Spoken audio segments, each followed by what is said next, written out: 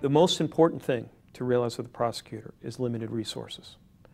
That most times when we make reports to the police, any law enforcement agency, it goes nowhere. And we have to realize their reality of limited resources and priorities. Most important thing I could recommend to anybody who is investigating a case that is likely to go to law enforcement is to gift wrap the case, to have all the proof ready in an admissible form as possible, and think, what will it take to convince this agency to take this case, go to a prosecutor, and see these people prosecuted? Is to really put yourself in the mindset of that overworked agent with shifting priorities and say, how do I sell my case on that guy? There's a tendency among people to bring in law enforcement too early before it's done, or to expect them to significantly investigate the case. A good fraud examiner has the skills to do that investigation. And what I mean by gift wrapping is something very simple. A good forensic memo that lays out why fraud occurred, all the elements of it, how it would be proven, explains why it was fraud and not capable of any other explanation like incompetence or lack of training or things like that.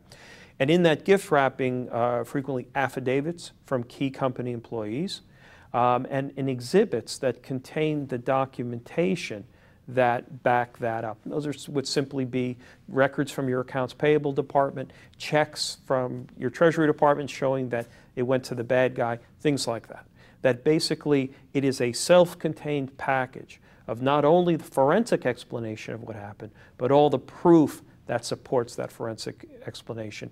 And just like a good investigation report is, it's self-contained. They don't need to go to anything else. They don't need supplementary documents. It's all there, and all they have to do is get a cup of coffee and read it.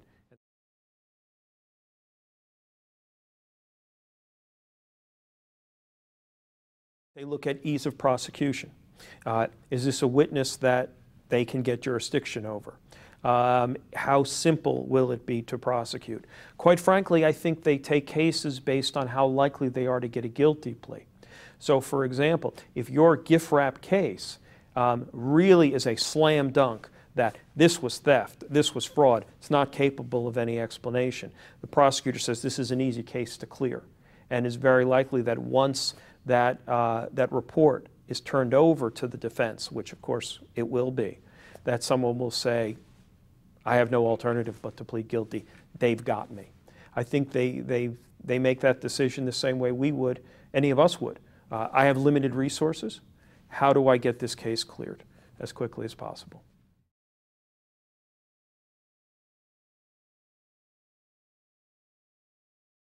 Sending them credible cases that have been very well developed. When I closed my biggest case, and I went to the FBI, went to the U.S. attorney, the people were prosecuted, they pleaded guilty. The last thing the FBI agent said to me was, you know, the case you gave me was 90% complete. Next time you have another one, please bring it to me.